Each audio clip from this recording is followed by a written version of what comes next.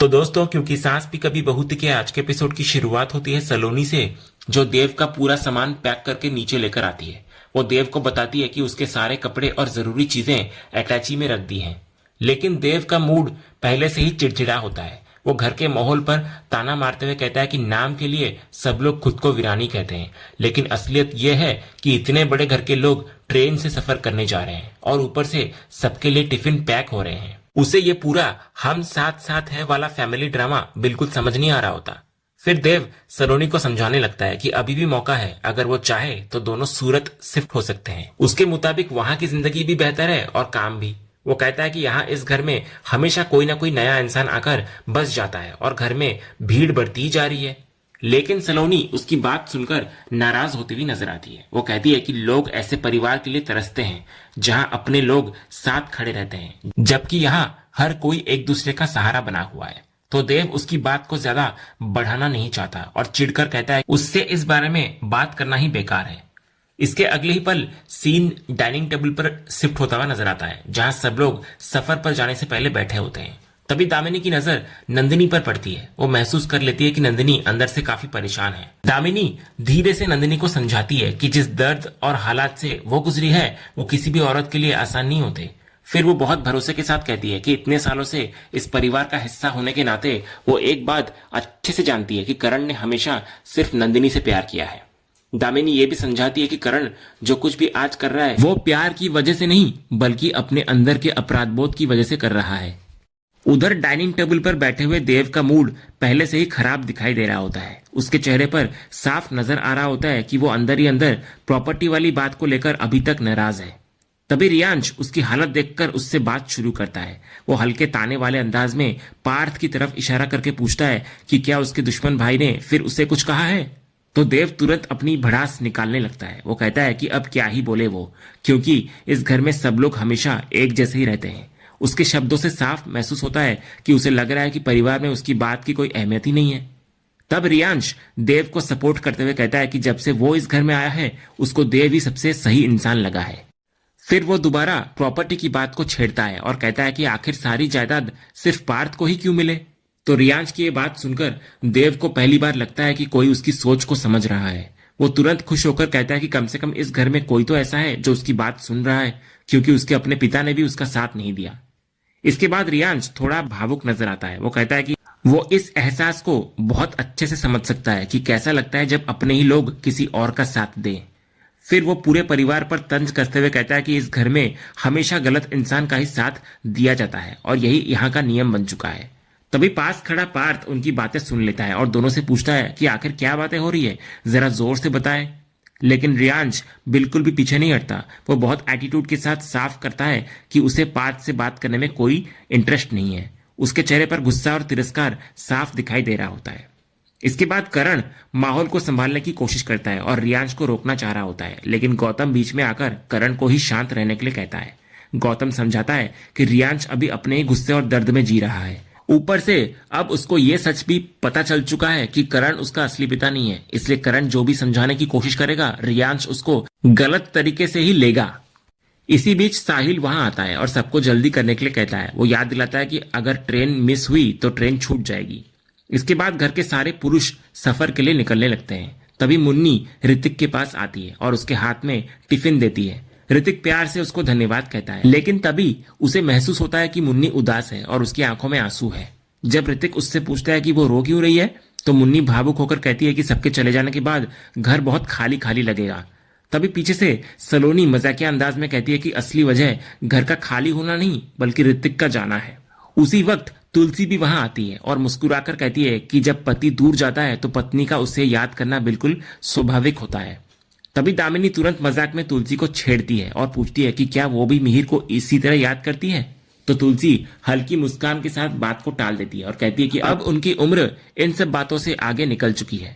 उधर ऋतिक प्यार से मुन्नी को मुनमुन कहकर बुलाता है। यह सुनते ही मुन्नी के चेहरे पर हल्की मुस्कान आती है। फिर ऋतिक उसको समझाता है कि वो हमेशा ऐसे ही मुस्कुराती रहे और अपने साथ साथ उनके आने वाले बच्चे का भी ध्यान रखे। तो मुन्नी भी उसे अपना ख्याल रखने के लिए कहती है और मजाक में बोलती है कि वो उसे ज्यादा याद ना करे। इस पर ऋतिक हंसते हुए कहता है कि वो जरूर उसे मिस करेगा, लेकिन ऐसे रोएगा नहीं, और अगर रोया भी तो अपने दिल में रोएगा, किसी को पता नहीं चलने देगा। इसके बाद दोनों एक दूसरे के गले लग जाते हैं और ऋतिक वहां से निकल जाता है। अगले सीन में घर की सारी महिलाएं एक साथ बैठी दिखाई देती हैं। सब लोग मिलकर आम काट रहे होते हैं और माहौल ऊपर से काफी शांत और घरेलू नजर आता है। तभी नियति सबकी तरफ देखकर खुश होकर कहती है कि पूरा परिवार एक साथ कितना अच्छा लग रहा है। इसी बीच नियति की नजर नंदिनी पर पड़ जाती है और वो तुलसी को पूछती है कि नंदिनी इस घर में रिश्ते में कौन लगती है। ये सवाल सुनते ही माहौल थोड़ा असहज हो जाता है। तुलसी कुछ पल के लिए नंदिनी की तरफ देखती है और फिर शांत आवाज में कहती है कि नंदिनी इस घर की बहू है और उसके बेटे की पत्नी है। लेकिन नियति यही नहीं रुकती, वो पूछती है कि आखिर किस बेटे की पत्नी। ये सुनकर तुलसी एकदम से चुप होती हुई नजर आती है। दूसरी तरफ नंदिनी सिर्फ तुलसी की तरफ देखती रह जाती है। फिर नियति बात को संभालते हुए कहती है कि वो अभी नई नई आई है, इसलिए इस परिवार के सभी रिश्तों को ठीक से समझ नहीं पाई। इसके बाद वो बड़े परिवार की तारीफ करने लगती है। वो कहती है कि उसकी लाइफ में हमेशा सिर्फ रियांश और करण ही थे, इसलिए इतने बड़े परिवार के बीच रहना उसको बहुत अच्छा लग रहा है। नियति ये भी बोलती है कि करण ने कभी उसे नहीं बताया कि उसका इतना बड़ा परिवार भी है। अब जब वो सबके बीच में है तो उसे बहुत अपनापन महसूस हो रहा है। लेकिन ये सब सुनते हुए तुलसी और नंदिनी दोनों अंदर से असहज महसूस कर रही होती हैं। तभी तुलसी अचानक वहां से उठने का बहाना बनाती है और कहती है कि उसको किचन में थोड़ा काम है। इसके अगले ही पल सीन किचन में शिफ्ट होता है। वहां तुलसी नंदिनी से बात करने की कोशिश करती है। वो उससे कहती है कि उसे कच्चे आम वाली खट्टी दाल पसंद है ना, तो इसलिए वही बना रही है वो। लेकिन नंदिनी बहुत दर्द भरे अंदाज में कहती है कि अब उसको खट्टी दाल पसंद नहीं है, क्योंकि उसकी लाइफ में पहले से ही बहुत कड़वाहट भर चुकी है। वो कहती है कि जिंदगी की हर चीज उसके कंट्रोल में नहीं है, लेकिन जितनी चीजों से बच सकती है उनसे दूर रहने की कोशिश जरूर कर सकती है। तभी तुलसी नंदिनी के करीब आकर उससे बात करना चाह रही होती है, लेकिन नंदिनी वहां से जाने लगती है। तभी पीछे से तुलसी कहती है कि वो समझती है कि नंदिनी कितना कुछ सह रही है। तो इसी दौरान मुन्नी वहां आ जाती है। तब तुलसी उसी से बात करते हुए कहती है कि कोई ये क्यों नहीं समझता कि वो खुद कितना कुछ सह रही है, हालांकि उसकी नजरें लगातार नंदिनी पर टिकी होती है। तो ये सुनकर नंदिनी वापस मुड़ती है और सीधे तुलसी से ना बोलकर मुन्नी के जरिए अपनी बात कहती है। वो पूछती है कि आखिर ज्यादा दर्द किसे हो रहा है। फिर वो बहुत भावुक होकर कहती है कि सबसे दुख की बात यह है कि आज उसे अपनी बात समझानी पड़ रही है, जबकि पहले बिना बोले ही उसकी भावनाएं समझ ली जाती थी। ये कहते वक्त उसकी नजर लगातार तुलसी पर होती है। तो तुलसी भी जवाब देती है कि वो आज भी सब समझती है और इसी वजह से सब संभालने और साथ देने की कोशिश भी कर रही है। लेकिन नंदिनी का दर्द और गहरा होता है। वो कहती है कि जब उसे सच में साथ की जरूरत थी तब साथ नहीं मिला। अब बाद में चिंता दिखाने का क्या मतलब, जब घाव ही उन्हीं फैसलों से मिले और जलने के लिए भी अकेला छोड़ दिया गया। तब तुलसी मुन्नी से बात करते हुए कहती है कि नंदिनी खुद भी मां है, इसलिए उसको समझना चाहिए कि उसने जो किया आखिर क्यों किया। लेकिन नंदिनी बहुत टूटे हुए अंदाज में कहती है कि शायद हमेशा उसको ही सब समझना पड़ेगा, चाहे अंदर ही अंदर घुटना पड़े और चाहे अपनी ही जिंदगी बोझ लगने लगे या अपना घर पराया महसूस होने लगे, लेकिन समझौता हमेशा उसी को करना पड़ता है।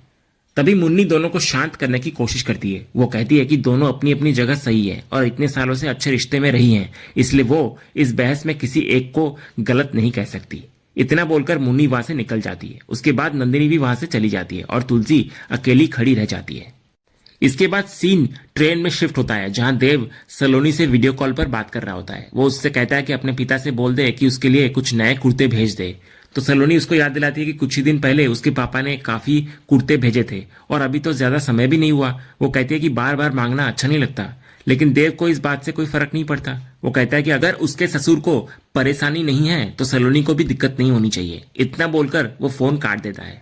फिर फोन रखने के बाद देव मन ही मन पूरे परिवार और इस सफर को लेकर चिढ़ने लगता है। उसे लगता है कि नाम के लिए सब वीरानी है, लेकिन असलियत में सब लोग ट्रेन में धक्के खा रहे हैं और टिफिन लेकर घूम रहे हैं। उसके मुताबिक ऐसी हम साथ साथ है वाली जॉइंट फैमिली सिर्फ फिल्मों में अच्छी लगती है। उसे इस बात का भी गुस्सा होता है कि आखिरी समय में टिकट बुक होने की वजह से एसी रिजर्वेशन तक नहीं मिला, लेकिन उसको लगता है कि परिवार वालों को इससे कोई फर्क नहीं पड़ता, क्योंकि उन्हें सिर्फ फैमिली बॉन्डिंग करनी है। तभी वहां रियांश आता है और देव को परेशान देखकर पूछता है कि वो फिर से क्यों चिढ़ा हुआ है। तो देव अपनी सारी भड़ास निकालता है। वो ट्रेन के बार बार रुकने से परेशान होता है और कहता है कि ऐसे चले तो दिल्ली पहुंचने में कई दिन लग जाएंगे। फिर वो करण की बात से और ज्यादा नाराज दिखाई देता है। देव कहता है कि करण चाहता है कि दिल्ली का काम खत्म होने के बाद वो जमशेदपुर जाकर अकाउंट्स का काम संभाले, लेकिन उसे वहां बिल्कुल नहीं जाना। देव कहता है कि वो पहले से ही मुंबई में परेशान है और सपने स्विट्जरलैंड और अमेरिका जैसे देशों के देखता है, जबकि परिवार उसको जमशेदपुर भेजना चाहता है। उसे अकाउंट्स का काम बिल्कुल पसंद नहीं है।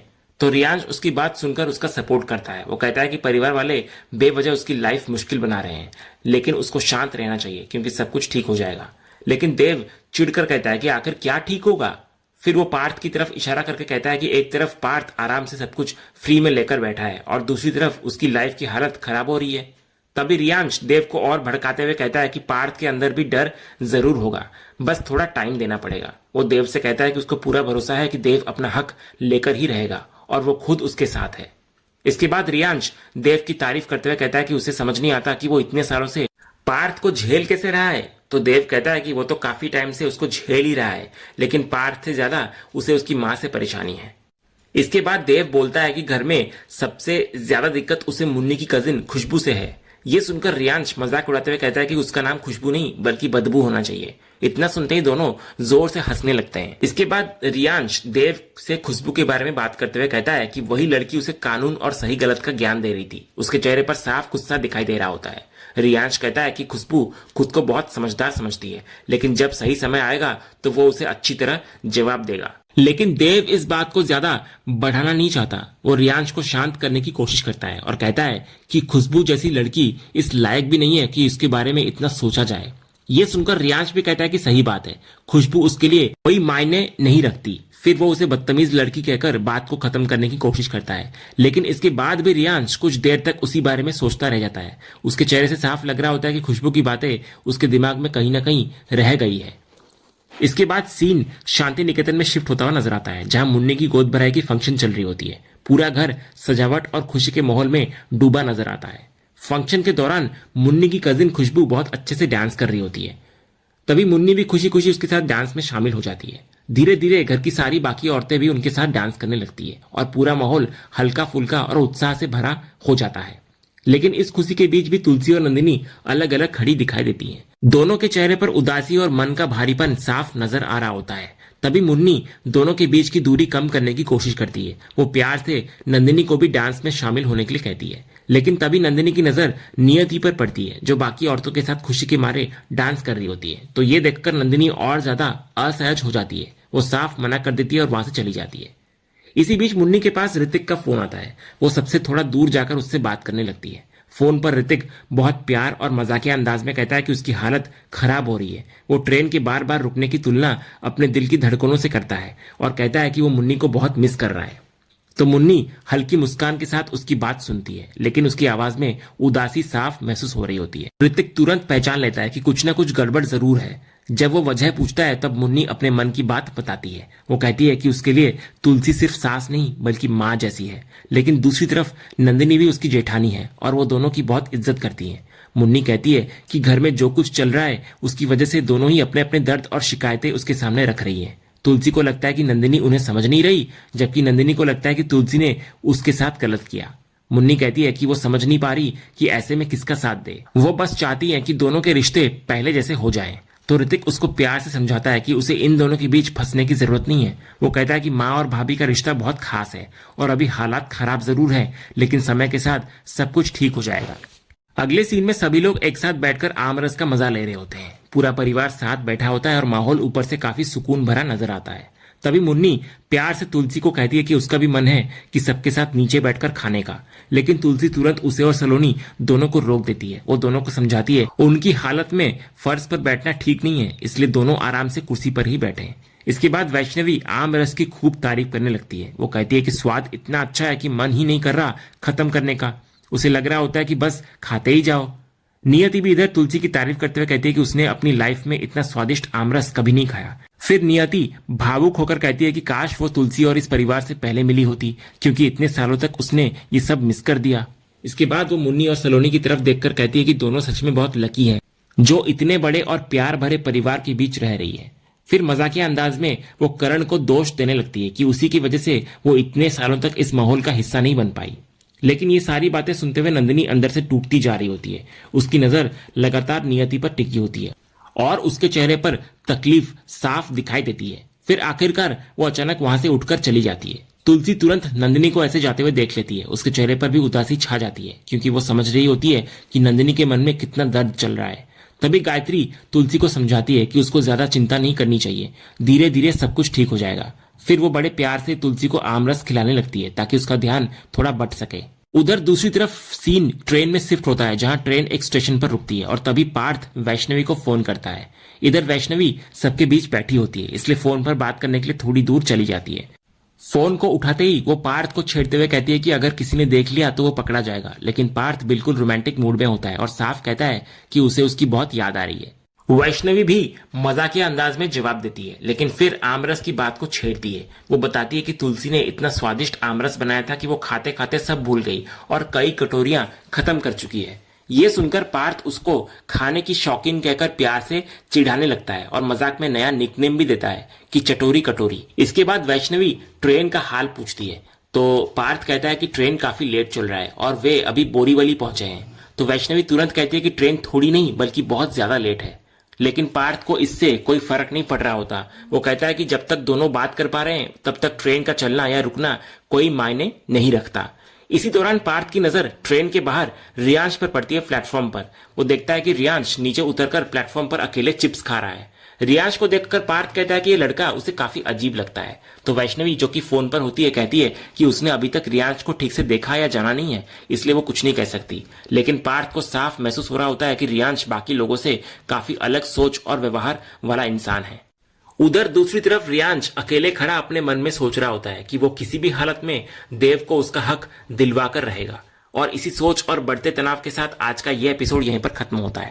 तो दोस्तों, आपको आज के एपिसोड का कौन सा सीन सबसे ज्यादा पसंद आया हमें कमेंट करके जरूर बताएं। अगर आप क्योंकि सास भी कभी बहू के फैन हैं और कोई भी अपडेट मिस नहीं करना चाहते तो हमारे इस चैनल को सब्सक्राइब करना ना भूलें और बेल आइकन को भी जरूर दबाएं। हम मिलेंगे अगले एपिसोड के अपडेट के साथ, तब तक के लिए धन्यवाद।